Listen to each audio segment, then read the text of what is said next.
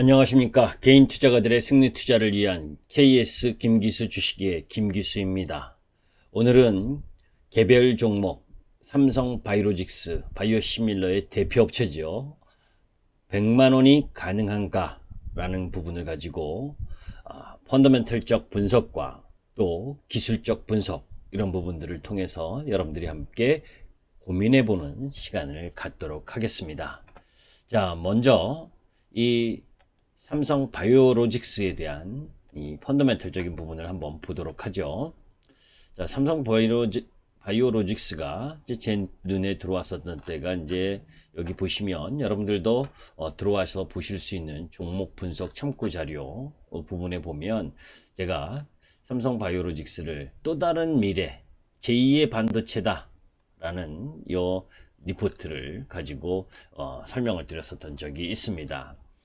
자, 요 내용들은 여러분들 한번 살펴보시면 되는데, 사실 이 코로나19 부분, 이 4월 3일이면 이 3월 19일 날 이 코스피와 코스닥이 가장 크게 급락을 하면서 저점을 찍었었던 이후 한 20일 정도 지난 부분이죠.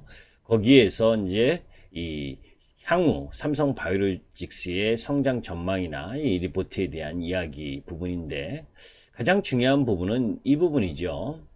사실 이 코로나19 확산, 지금도 확산이 되고 있고 그러한 가운데 치료제나 백신 개발 이런 부분들을 하고 있는데, 그런 부분들 속에서 그런 이 치료제나 백신 개발을 하더라도 결국 유탁 생산을 하게 되고, 그러한 부분들이 있어서 생산 능력 기준 세계 1위 업체가 삼성 바이오로직스이기 때문에 성장이 지속 가능한 흐름을 가졌다라고 보시면 되죠. 사실 이 반도체와 스마트폰 등 테크로 성장한 삼성이 9년 전에 바이오 사업을 시작한다고 했을 때 다들 이해해야 했습니다. 이때 삼성은 바이오 사업을 제2의 반도체로 보고 키웠죠. 지금 생각해보면 정말 현명한 결정이었고, 우리나라 제약사업, 바이오 산업 부분이 실패는 있지만 또 시련은 있지만 시련 속에서 성공에 다다를 수 있는 이 기술력, 임상 능력 이런 부분들을 지금 키워나가고 있고, 그러한 부분들의 결실이 하나둘씩 나올 수 있는 단계에 이르렀다고 하는 부분입니다.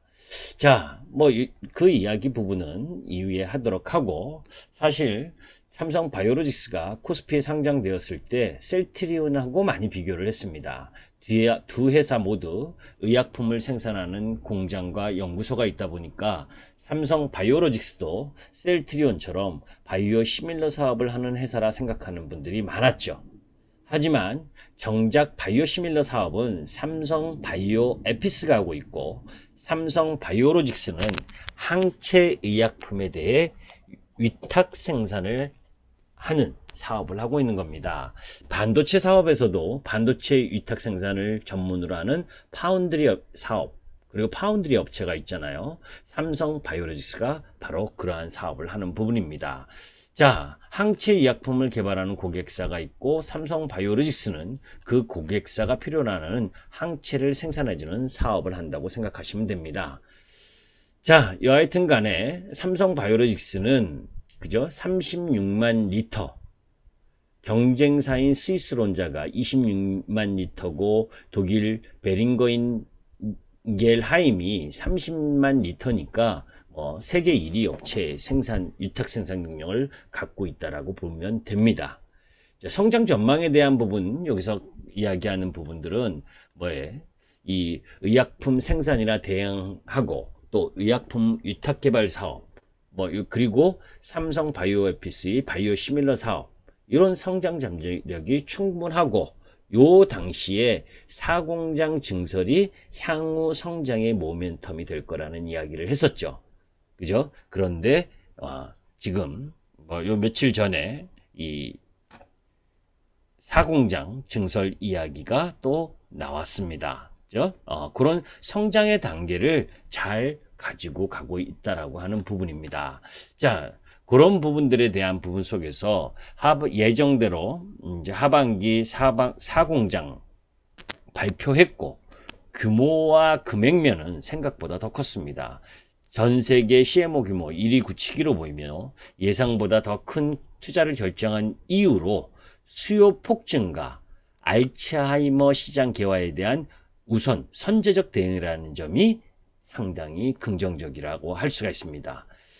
사실 3분기 실적 둔화가 조금 우려됐었던 부분이 있었고, 또 이 기다리던 이 사공장이 언제쯤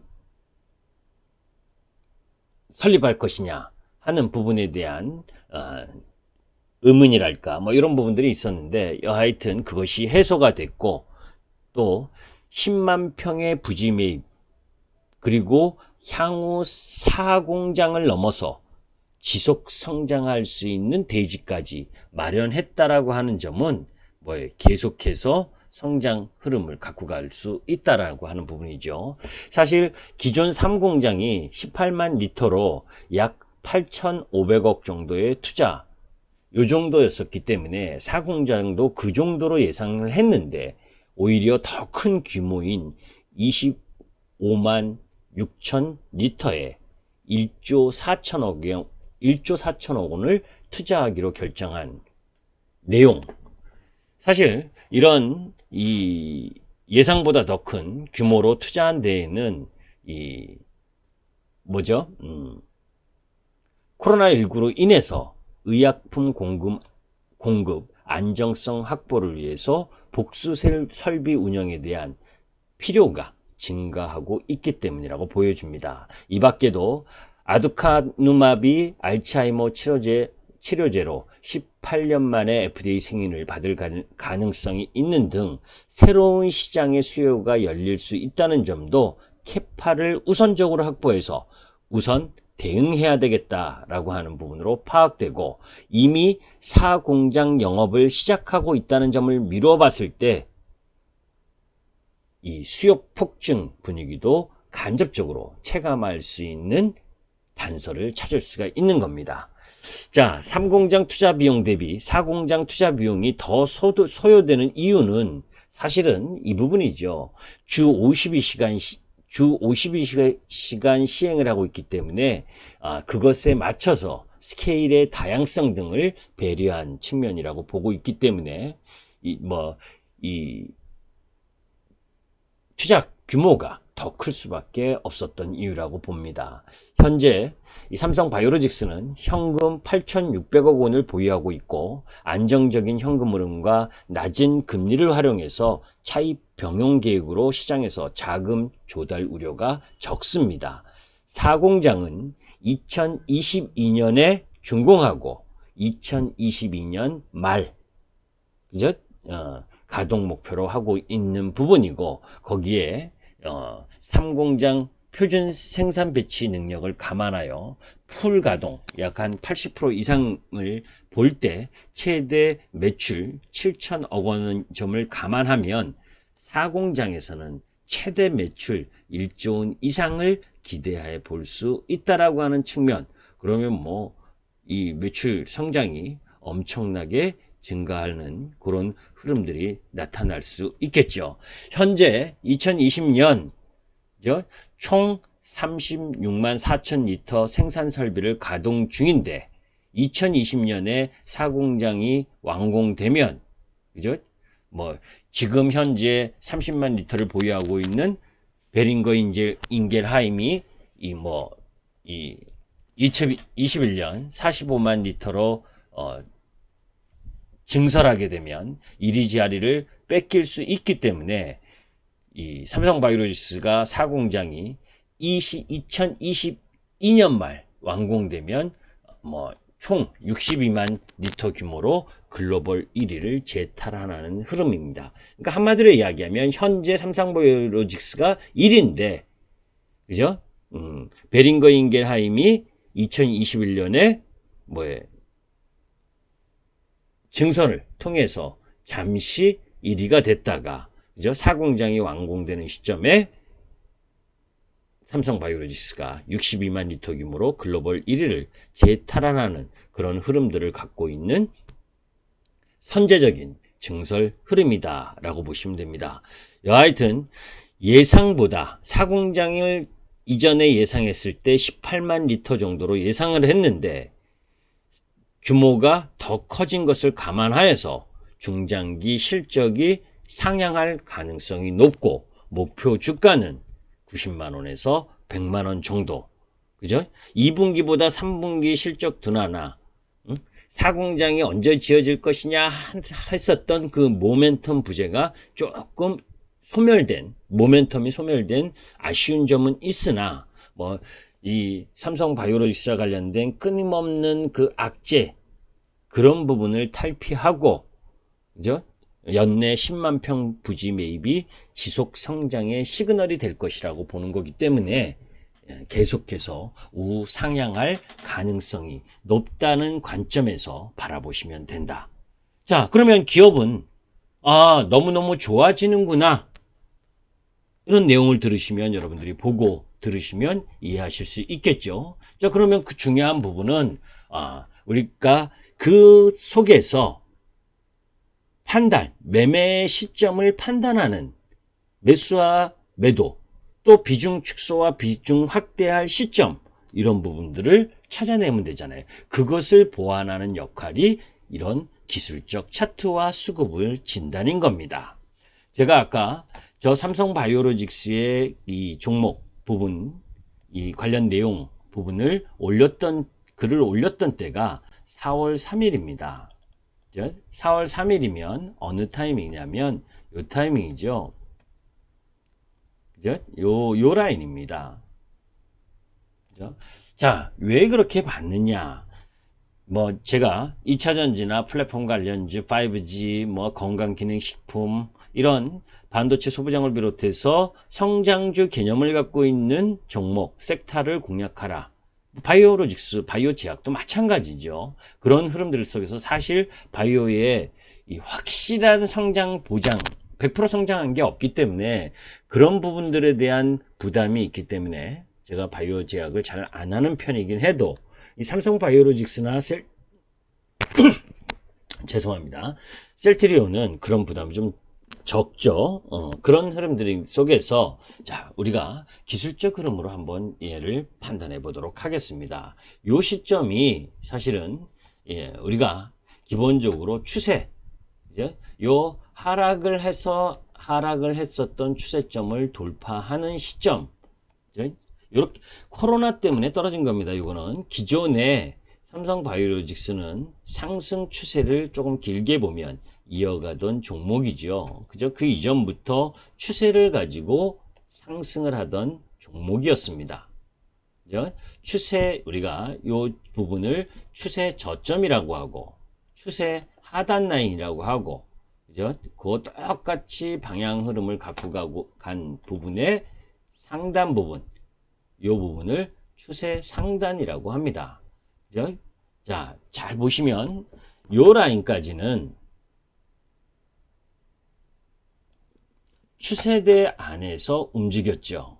그죠? 그러면서 이 추세대 안에 움직였다라고 하는 부분은 주가는 파동을 그리면서 움직인다. 올라가고 가격 조정과 기간 조정을 보이다가 다시 올라가고 또 기간 조정 형태를 보이다가 상승하고 이런 와중에 코로나 때문에 급락을 보였었던 부분인데 사실 급락의 요 외바닥 부분에서 이 주식을 잡기라는 건 시장이 급락할 때 웬만한 강심장이거나 기존의 주식을 보유하지 않고 현금만 들고 있는 사람들은 쉽지만 주식 비중이 많았던 사람들은 사실 쉽게 매수하기가 어려운 타임이었죠. 지나고 보니까 쉬웠던 거지. 자, 그런 가운데에 요 4월 3일 이후에 노란색으로 표시된 4월 3일 이후에 대량의 거래량이 발생을 했습니다. 그죠? 엄청난 거래량이죠. 그게 왜냐? 이전 고점이라고 하는 요 54만원대 라인을 돌파하는 시점에 기준점을 갖는 장대 양봉, 윗꼬리를 비록 달았지만 엄청난 거래량이 나왔다는 겁니다. 주식은 올라갈 때나 내려갈 때나 방향성을 가지려면 충분한 거래량이 동반돼야 됩니다. 무슨 얘기냐? 매수를 하든 매도를 하든, 그죠? 하락을 하든 상승을 하든 어느 쪽 방향을 잡을 땐 엄청난 거래량, 그게 소화가 돼야죠. 그 매물이 나오느냐 안 나오느냐를 바라볼 필요가 있는 겁니다. 자, 요 기준점으로 보게 되면 요 라인 부분에서 이날 대량의 거래가 발생했던 시점을 딱 이렇게 연결해 보면, 그죠? 아, 얘가 이렇게 대량의 거래를 발생시킨 이후에 이 장대 양봉 부분을 하향을 하게 되면 그 주식은 세력이 매도를 했구나. 그래서 그 종목은 접근하지 않는 게 좋고 추가적으로 더 급락할 가능성 확률이 높습니다. 그런데 이 지역을 돌파하면, 이 거래량을 작은 거래량으로 돌파하면 이 대량의 거래량이 매집의 거래 형태가 되는 겁니다. 그래서 이 이상의 이 정도의 거래량이 크게 폭발적으로 증가하는 흐름들이 나오지 않는 한은 꾸준하게 우상향하는 흐름을 보일 가능성이 높다. 그죠? 자, 그런 흐름들 속에서 이건 다시 한번 지워보겠습니다. 자, 그 이후에 조금 전에 만들었었던 게 기존 추세대라 그랬죠. 그죠? 다시 깔끔하게 보면서 저점과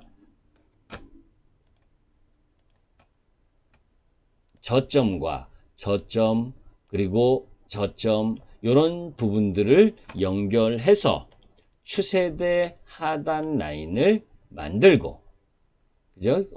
요런 흐름의 부분을 가고 있고, 그리고 추세 상단, 그죠?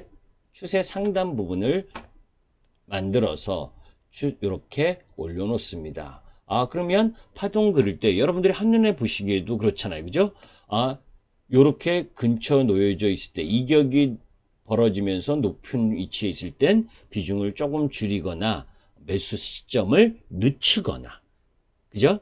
이렇게 기간 조정이 오래 진행될 수 있는 이런 인내의 시간도 필요한 거예요. 주식은 초보 투자가일수록 주식을 매수만 하면 올라간다, 그거 아닙니다. 이제 떨어질 수도 있고 횡보할 수도 있는 거예요. 그죠? 그렇기 때문에 이격이 너무 많이 벌어져 있을 때 매수를 하면 조정을 보일 때 참지 못하는 개인 투자가들이 많은 겁니다. 자, 그 이 라인을 더 좀 현미경처럼 매수와 비중 확대와 비중 축소를 보이기 위해서 요 하단 라인의 중간 라인을 딱 이렇게 놓습니다. 그 이야기는 뭐냐면, 이 중심 추세대 이하에 있을 땐 매수 쪽으로 바라보고, 요 상단 쪽에 있을 땐 매도 쪽으로 비중을 조금 줄였다가 다시 보는 쪽으로 바라본다는 거죠. 자, 그런데 의미 있는 거래량이 증가한 이후에 새로운 추세선을 얘가 만들었다는 겁니다. 그죠? 저점과 저점을 연결하는 이 추세대 흐름을 만들었다는 거죠. 자, 다시 한번 봅니다. 그러면서 큰 폭의 상승 흐름을 가졌죠. 이럴 때 우리가 마디 분석을 하는 겁니다. 어떠냐? 얘가 이 35만 원에서 요 단기적으로 올라왔었던 이 고점의 라인, 그죠? 요 부분 정도, 요거를 조금 더 정확하게 그리면, 그러나 주식은 관성의 법칙이 있기 때문에 올라갈 때나 떨어질 때나 그 기술적 분석보다 조금 더 오르거나 더 내려가는 경우도 많습니다. 자, 여하튼 요만큼의 1차 상승 이후에 조정을 보였는데, 그죠? 조정을 보인 게 하락 조정이 아니라 옆으로 횡보하면서 이렇게 조정을 보였던 거죠. 그죠? 이렇게 주식 중에 가장 강한 게 이런 패턴입니다. 자, 요런 35만 원에서 60만 원까지 급등한 요 1차 상승 이후에 그 1차 상승의 마디를 가져와 보니까, 그죠? 86만 원. 조금 오버슈팅이 나왔죠. 그러나 이 마디 정도의 상승 흐름을 보였구나 라는 걸 볼 수가 있습니다. 그리고 나서 조정을 보인 겁니다. 자, 여기서 한번 여러분들이 생각할 필요가 있는 거예요. 주가가 지금 너무 복잡하니까 조금 지어놓고 보면 이런 걸, 자, 마디 2단에 상승을 했습니다. 그죠? 그리고 1단의 상승 이후에 조정을 보인 폭은 이 정도의 범위였습니다. 그죠? 가격 조정 범위 저점 부분. 자, 그런데 그러면서 1차 상승과 2차 상승까지 올라갈 때는 얘가 이렇게 이평선을 20일 이평선을 깨지 않고 올라갔었죠. 참 어렵습니다. 기술적 분석도 기본적 분석만 어려운 게 아닙니다, 여러분들. 기술적 분석도 어려운 거예요. 그리고 개별 종목의 시세 흐름은 또 시장이라는 지수라는 상황까지도 함께 고려해서 봐야 되는 거죠. 자, 잘 보시면 나오나요? 아까 이야기 설명했었던 부분을 1차 상승했었을 때, 그리고 그 이후에 기존의 추세에서 새로운 추세로 움직였다는 걸 볼 수가 있죠. 그죠? 이렇게 상승, 조정, 그리고 2차 과격한 상승. 그죠? 그러면서 얘가 뭐예요? 추세대 요 라인을 깨고 내려왔습니다. 제가 여기서 이야기하고 싶은 건 뭐냐면 1차 상승과 2차 상승 때에는 20일 이평선을 깨지 않고 상승하던 주식이 3차 상승을 하느냐 아니면 이 고점에서 맞고 떨어지느냐 하는 부분이 중요하지겠지만 60일 이평선이 이 이격을 조절하는 과정이 나왔다는 거예요. 그것이 뭐냐? 가격 조정과 기간 조정의 흐름이었다는 겁니다. 그죠? 그러면서 뭐예요? 약 2달 가까이를 옆으로 횡보하면서 쉬었잖아요. 그죠? 자, 여기서 무슨 이야기를 하고 싶은 거냐면 또 하나의 단서가 있습니다. 1차 상승에서는 조정의 범위가 작았습니다. 그런데 2차 상승에서는 잘 보세요. 요거와 요거 두 개 합친 정도의 조정, 가격 조정이 나왔죠. 딱 전부 다, 주식이 전부 다 그렇지는 않습니다. 그 주식을 관리하는 세력의, 그것이 외국인이든 기관이든 패턴의 일정 정도입니다. 그죠? 자, 그렇다면 이제 여기서 앞으로의 예상 진로와 흐름들이 필요하죠. 그죠? 아까 기본적 분석을 한 내용은 향후 성장성이 좋다라는 것을 여러분들께 이야기를 했잖아요. 그죠? 자, 그런 가운데 지금 2차 상승을 하고 내일 이제 최고점인 86만 3천원 근처에 근접한 오늘 모습입니다. 그런 가운데 수급을 보니까 오늘 어제 이 사공장 건설에 대한 발표로 외국인과 기관의 매수세가 다시 유입되고 있다는 걸 볼 수가 있죠. 그죠? 그러면 수급적으로는 괜찮은데 요 부분에 있어서 3일 상승했기 때문에 바로 상승하는 내일 시장이 좋다고 상승하는 라인에 쫓아가서 매수하는 건 자제해야 되겠죠. 그죠? 무슨 얘기냐? 좋긴 하지만 기존 추세로의 이제 복귀하는 과정, 이게 기존 추세의 하단 라인이었잖아요. 그죠? 이걸 깨고 조금 더 조정 쌍바닥을 만드는 과정이 나왔고, 다시 여기에 가면 저항을 살짝 맞을 수가 있는 겁니다. 자, 그러면 다시 지우고 보도록 합니다. 자, 기존 추세에서 이제 세 번째 추세로 바뀌는 과정이 나타날 가능성이 있다. 그죠? 자, 요런 부분으로 보는 겁니다. 확대해서. 자, 내일은 더 올라가게 되면 이전 고점이라는 부담을 안게 된다. 그죠?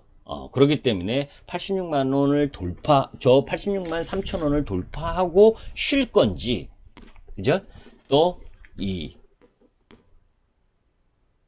미국 시장에 연동되겠지만 그 흐름이 어떻게 진행될지는 조금 더 지켜봐야 되겠지만 그 예상 흐름은 돌파하고 나서실 가능성이 높다는 겁니다. 그런데 그 폭 자체가 그렇게 크지 않을 가능성이 높다. 자, 무슨 이야기냐? 지금 새롭게 추세를 만든 선이 요 라인으로 움직일 것이냐? 아니면 요런 라인으로 움직일 것이냐? 요런 라인으로 움직인다면 예상입니다.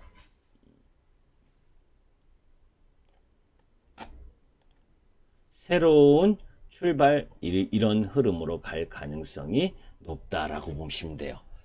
그런 부분들 속에서 일봉으로 봤기 때문에 저는 90만 원 이상 충분히 갈 수 있다.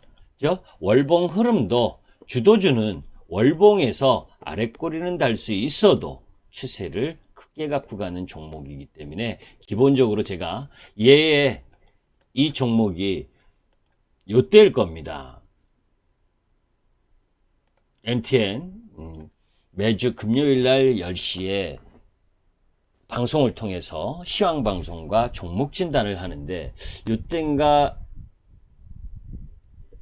이 삼성바이오로직스에 대해서 물어보시는 시청자분이 계셔서 제가 앞자리 수가 바뀔 때까지 기다리셔라. 앞자리 수란 8자가 이때는 7자였었는데 8자가 아니라 1자. 100만 원이 넘어갈 때까지 한번 갖고 가보셔라. 그 부분을 설명드린 적이 있는데 저는 가능하다고 봅니다. 그래서 중장기 흐름을 갖고 또 그런 부분들 속에서 매매 타이밍을 잘 모르시면 저와 함께 하시면 좋겠고, 전체적으로 보게 되면 충분히 100만 원을 돌파할 수 있는 성장 에너지는 갖고 있다. 이런 부분들을 여러분들께서 참고하시고, 이 종목을 보내야 될 때, 이 종목이 정말 중장기로도 상승 추세가 깨졌다. 쉽게 말하면 손절 라인으로 보게 되면 75만 원입니다. 이제는 75만 원을 하향해서는 안 된다. 아셨죠? 그래서 그런 부분을 염두에 두고 75만 원을 염두에 두고 목표가 95만 원에서 110만 원 이 사이를 한번 염두에 두고 접근하실 필요가 있다. 이런 말씀을 드립니다. 감사합니다. 개인 투자가들의 승리 투자를 위한 KS 김기수 주식의 김기수였습니다. 도움이 되셨다면 구독과 좋아요 부탁드립니다. 감사합니다.